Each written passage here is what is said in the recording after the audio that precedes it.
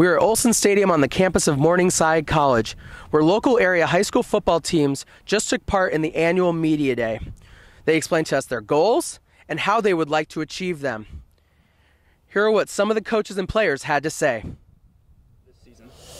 Well, we're going to, I feel that we're pretty good on line scrimmage. We got some pretty good size. We really have experience on both sides of the ball there. We return all of our starters except one guy. So if we're going to win some football games, we got to win them on the line of scrimmage.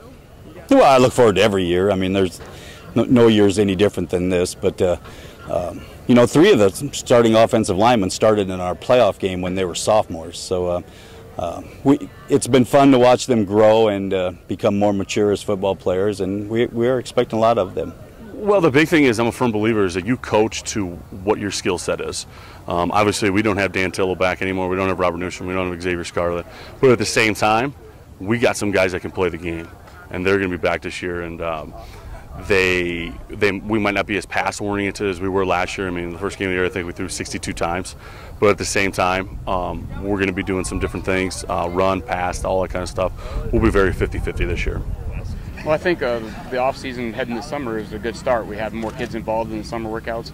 We had more kids around for the 7-on-7 stuff in the summer, and that stuff all seemed to go a little bit smoother than last year. We have a lot of young kids on the team. We have 25, 26 sophomores. So it's really important that they were around to kind of get caught up to speed, and they did a good job of that. 5 days into practice, we haven't hit anybody yet, so we're going to see how that progresses. But we did have a team camp earlier this summer, and that went pretty well. So I think we're on the right track. For right now, it's getting them caught up to speed on what we're trying to do, and then start focusing on our opponents as we get closer to playing other people. We tweaked a couple of plays on how we run routes and just stuff like that. I mean, we're more technically sound than we were last year, just being more disciplined. Yeah, our goals never change. Every time we step on the field, we plan to win the football game, and we want to win our district, want to make the playoffs, get through the playoffs, make it to the Dome, and always win a championship. So we've been awfully lucky the last 8 out of 10 years playing in the state championship. Well, we've talked a lot, taking the next step is having a little grit, and I think that's the thing we were lacking a little bit last year.